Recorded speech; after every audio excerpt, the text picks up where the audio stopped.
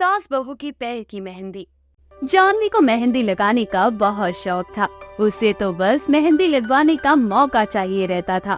ऐसे ही एक दिन, अब सावन चल रहे थे और इस दौरान हर शादीशुदा औरत अपने हाथों में मेहंदी लगाती है और हरी हरी चूड़ियां पहनती है।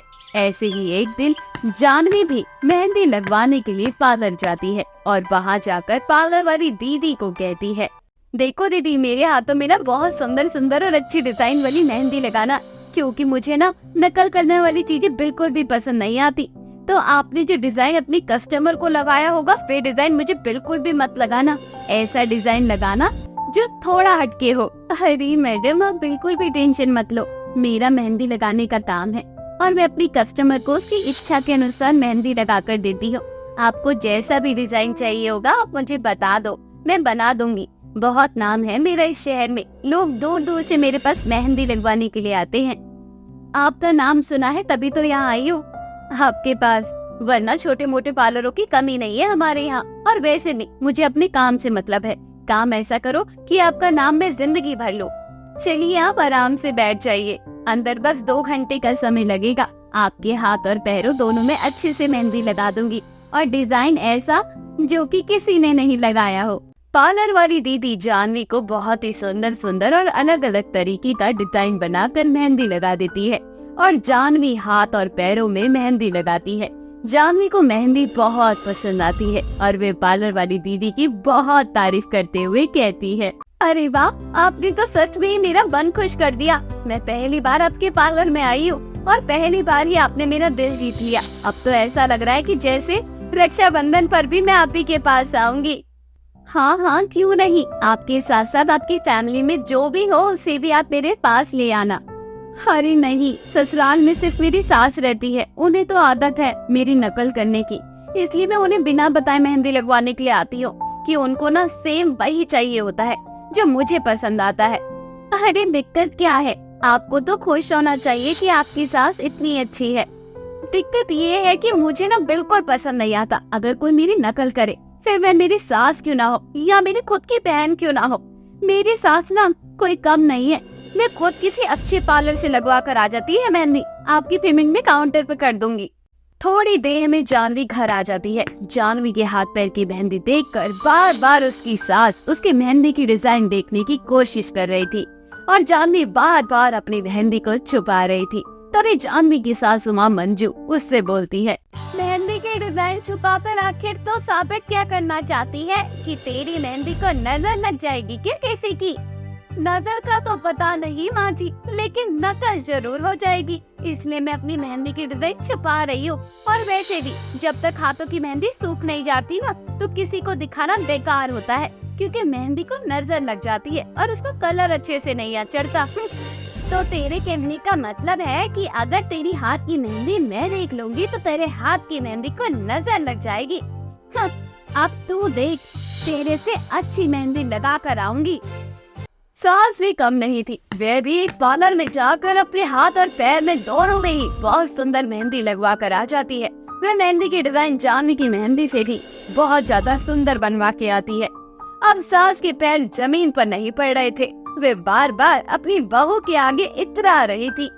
ये देखकर जानवी को गुस्सा आता है, लेकिन बेचारी अब कर भी क्या सकती थी, क्योंकि अब उसके हाथ और पैरों में मेहंदी लग चुकी थी। थोड़ी देर बाद जानवी का पति विजय ऑफिस से घर आ जाता है। घर में खाना नहीं बना था। मेहंदी के चक्कर में विजय को बहुत जोर से भूख लगी थी और वे खाना मांगते हुए कहता है, अरे आज मुझे खाना मिलेगा या नहीं, या फिर यूँ आप दोनों मेहंदी लगाकर घूमती रहोगी? 1 घंटा और वेट कर लो, अभी मेहंदी सूख जाएगी तभी खाना बनाऊंगी। क्यों, तेरे मेहंदी के चक्कर में मेरा बेटा भूखा रहेगा क्या?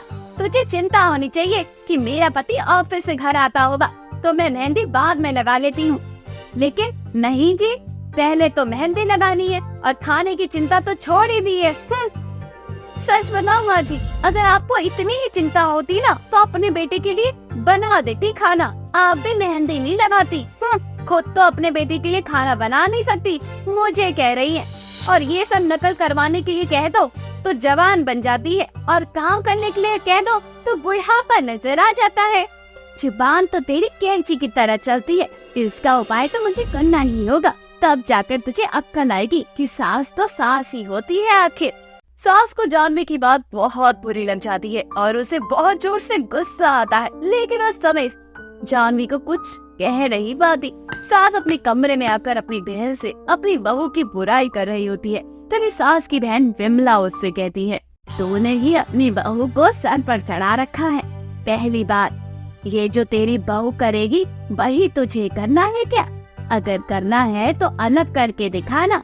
सही कह रही है तू, अब पानी सर से ऊपर आ चुका है। ये मेरी बिल्कुल भी इज्जत नहीं करती। ऐसा लगता है कि मुझे कुछ बोलती जाएगी, मैं इसकी बातें सुनती जाऊंगी।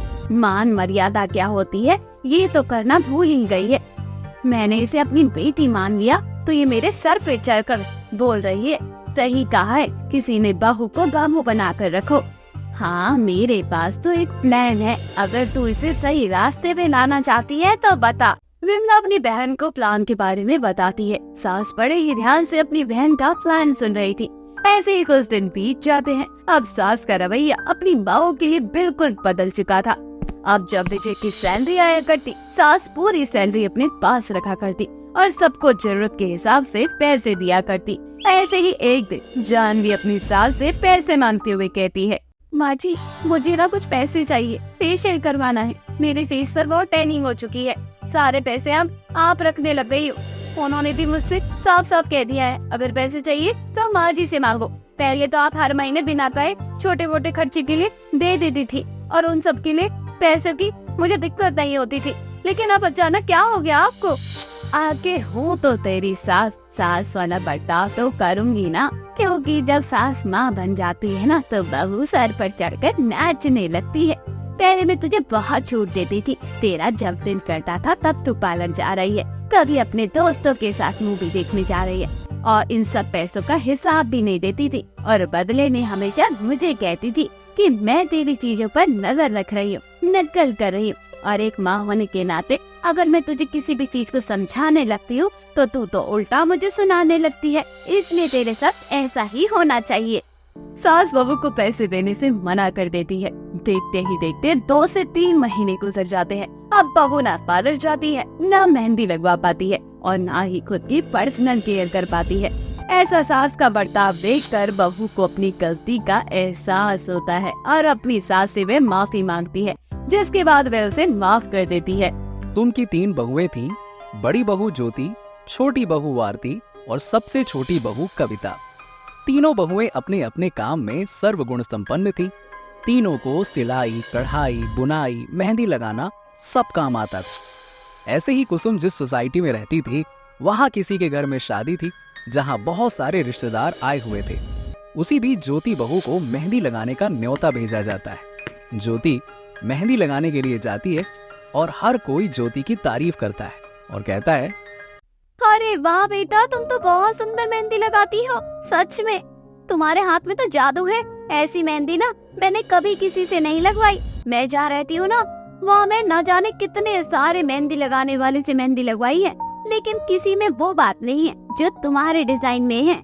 हाँ आंटी जी, ये बात तो मुझे हर कोई कहता है कि मेरे हाथ की मेहंदी सबको पसंद आती है, क्योंकि मैं ना सबको यूनिक मेहंदी का डिजाइन लगा कर देती हूँ। और मुझे ना अपने काम से बहुत प्यार है। मैं अपने काम को और बेहतर तरीके से निखारना जानती हूँ। ये बात तो बहुत अच्छी है बेटा, अपने काम से प्यार करना चाहिए और अपने काम को हर दिन और ज्यादा खूबसूरत और निखारने की कोशिश करनी चाहिए। वह इंसान जीवन में कामयाबी होता है। ऐसे ही समय बीतता जाता है। एक दिन कुसुम के घर पे एक औरत जिसका नाम नंदिता होता है, वो मेहंदी लगवाने के लिए उसके घर आती है और कुसुम से कहती है, अरे बहन जी, मुझे ना मेहंदी लगवाना है, तो आप बताओ आपकी तीनों बहुओं में से सबसे सुंदर मेहंदी कौन लगाता है? वैसे मेहंदी तो मेरी तीनों बहुएं अच्छी लगाती हैं, लेकिन अगर मुझे तीनों में से किसी एक को चुनना पड़े तो सबसे अच्छी मेहंदी ना अपनी बड़ी बहू लगाती है। लोग दूर दूर से उसे मेहंदी लगाने के लिए बुलाते हैं। छोटी बहू भी तो मेहंदी लगाना उसी से सीखी है और आज जो भी कुछ है ज्योति बहू की बदौलत है। फिर तो आप एक काम करो, अपनी ज्योति बहू को बुला दो, उसी से मेहंदी लगवा लूंगी। थोड़ी देर में ज्योति वहाँ आती है और नंदिता को मेहंदी लगाना शुरू कर देती है। घर में आधे से ज्यादा काम पड़ा हुआ था। ये देखकर अपनी दोनों बहुएं आरती और कविता को आवाज लगाते हुए कुसुम कहती है, अरे आरती बहू, कविता बहू, घर में पूरा काम पड़ा है, ये नहीं कि घर की साफ सफाई कर लूं। अरे ज्योति बहू मेहंदी लगाने में बिजी है, उसे तो हम परेशान नहीं कर सकते। अब भगवान ने उसे इतनी अच्छी कला दी है तो उसे अपनी कला का प्रदर्शन तो करने दो। लोग दूर दूर से मेहंदी लगवाने के लिए आते हैं उसके पास। सच में मेरी बहू तो लाखों में एक है। हाँ माँ जी, लोग ज्योति दीदी से मेहंदी लगवाने के लिए तो आएंगे ही ना, क्योंकि आप हर जगह ज्योति दीदी का ही गुणगान करती रहती हैं। अरे मेहंदी लगाना तो हमें भी आता है, कभी हमारा नाम भी ले लिया करो, हम भी तो लोगों को मेहंदी लगा देंगे अच्छे से। मुझे जिसका काम अच्छा लगेगा मैं उसी का नाम लूंगी। और वैसे भी ज्योति बहू की मेहंदी सच में बहुत अच्छी होती है और ज्योति बहू की बराबरी करने में कोई नहीं है आगे। उसके जैसा बनने का भी मत सोचना। गुस्से में आरती और कविता दोनों घर का काम करने लगती हैं। जाते जाते नंदिता ज्योति से कहती है, वैसे ज्योति सच में तुम बहुत सुंदर मेहंदी लगाती हो, तुम्हारे हाथ में जादू है। तुमने जो भी मेहंदी का डिजाइन लगाया है वे बहुत यूनिक है।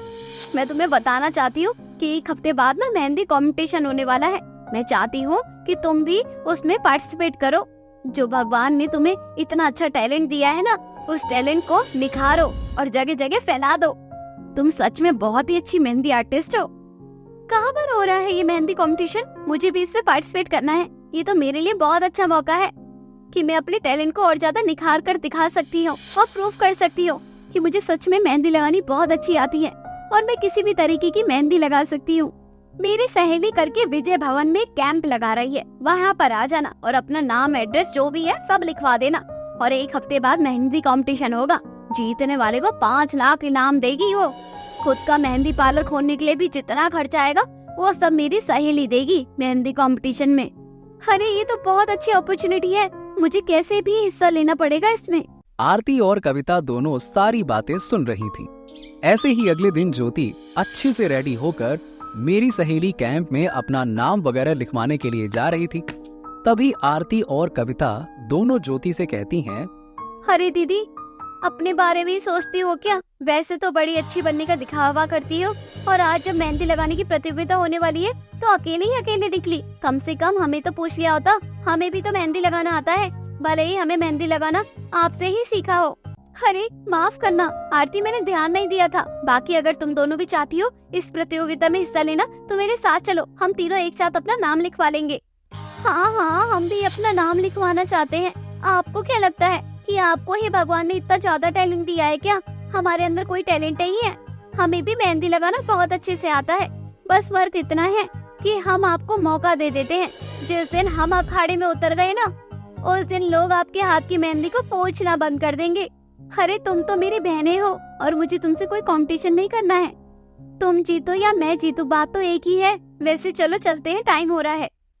तीनों एक साथ मेरी सहेली कैंप में जाकर अपना नाम लिखवाती हैं और वहाँ बहुत से लोग थे जो ज्योति को जानते थे।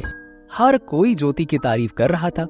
अब ये देखकर आरती और कविता दोनों को मन ही मन बहुत जलन हो रही थी। वो दोनों घर आकर आपस में बातचीत करती हैं और कहती हैं, तुझे क्या लगता है तू ये प्रतियोगिता जीत लेगी? क्योंकि जहाँ ये ज्योति रहेगी ना, बात तो समझ ले, हम प्रतियोगिता कभी नहीं जीत सकते। अगर इस प्रतियोगिता को जीतना है तो उंगली टेढ़ी करनी पड़ेगी। बात तो बिल्कुल सही कह रही है, क्योंकि ये ज्योति बहुत चालू चीज है। इसे एक एक सुंदर सुंदर मेहंदी के डिजाइन आते हैं और ये हमें 5 मिनट में हरा देगी। अरे ये तो दोनों हाथों से मेहंदी लगाती है। समझ में नहीं आ रहा कि हम कैसे ये प्रतियोगिता जीतें। एक तो तरीका है, इस प्रतियोगिता में मेहंदी घर से लेकर जाना है। तो हम ज्योति की मेहंदी में एक ऐसा केमिकल मिला देंगे जिससे वे मेहंदी ही ना लग पाए। मतलब कि जिसे वो मेहंदी लगाएगी उसके हाथ में जलन शुरू हो जाएगा और ज्योति की प्रतियोगिता खराब हो जाएगी और हम ये प्रतियोगिता कैसे भी जीत जाएंगे। ऐसे ही एक हफ्ते बाद प्रतियोगिता शुरू हो जाती है। इस प्रतियोगिता में 11 औरतों ने हिस्सा लिया था, जिसमें से आरती, कविता और ज्योति भी थी। सभी लोग बैठकर मेहंदी लगा रहे थे। सबसे पहले ज्योति ने मेहंदी लगाकर सबका दिल जीत लिया। ज्योति की मेहंदी की डिजाइन सबसे अलग और सुंदर थी। हर किसी को ज्योति की मेहंदी बहुत पसंद आई और ये प्रतियोगिता ज्योति ही जीत गई। ये देखकर आरती और कविता दोनों का मुंह खुला का खुला रह गया। दोनों उदास मन से घर आती हैं। तभी कुसुम कविता और आरती से कहती है, क्या हुआ आरती और कविता, तुम इतना उदास क्यों हो? तुम ये सोच रही हो कि तुमने ज्योति की मेहंदी में जो केमिकल मिलाया था वे केमिकल अपना असर क्यों नहीं दिखा दिया? दरअसल मैंने तुम्हारी सारी बातें सुन ली थी और मैं समझ गई थी कि तुम दोनों अपनी जेठानी ज्योति से इतना नफरत करती हो कि उसे सबके सामने इस तरह से बेइज्जत करने के लिए तैयार हो चुकी हो। इसलिए मेरी नजर तुम पर बनी हुई थी और जब ने ज्योति की मेहंदी में केमिकल मिलाया वे सब कुछ मैंने देख लिया था और मैंने तुरंत ज्योति की मेहंदी को ऑर्गेनिक मेहंदी में बदल दिया। माँ जी, हमसे बहुत बड़ी भूल हो गई, आप हमें माफ कर दो। हम दोबारा कभी ये काम नहीं करेंगे। जलन की भावना हमारे अंदर इतनी हो गई थी कि हम अपनी बड़ी बहन के साथ ऐसा करने के लिए तैयार हो गए थे, बल्कि उन्होंने हमेशा हमें छोटी बहन माना है। आरती और कविता दोनों शर्म से पानी पानी हो जाती हैं और दोनों ज्योति से माफी मांगती हैं, जो कि उन दोनों को माफ कर देती है।